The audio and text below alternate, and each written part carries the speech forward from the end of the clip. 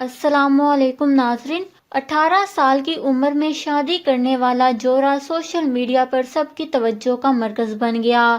اسد اور نمرہ نے حرام رشتے کے بجائے نکاح کر کے نوجوان نسل کے لیے مثال قائم کی۔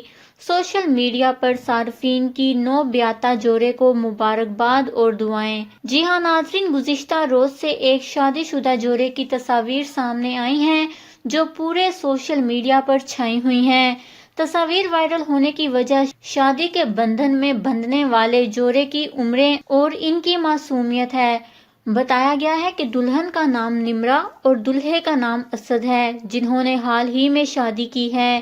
دلہے کی بہن نے سماجی رابطے کی ویب سائٹ پر جوڑے کی تصاویر شیئر کرتے ہوئے کہا کہ میرے بھائی اسد نے والد صاحب کو ایک لڑکی کے بارے میں بتایا کہ وہ اس سے شادی کرنا چاہتا ہے۔ والد نے لڑکی کے گھر جا کر رشتہ مانگ لیا اور 1 سال بعد دونوں کی شادی ہو گئی۔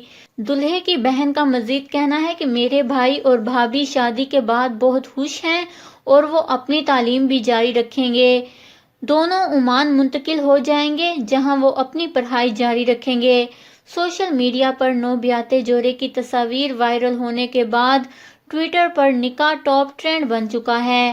صارفین کا کہنا ہے کہ نوجوان جوڑے نے کوئی اور رشتہ بنانے کے بجائے اسلامی راستہ اختیار کیا اور سنت رسول صلی اللہ علیہ وآلہ وسلم کے مطابق نکاح کیا۔ دونوں نے نوجوان نسل کے لیے ایک مثال قائم کی ہے۔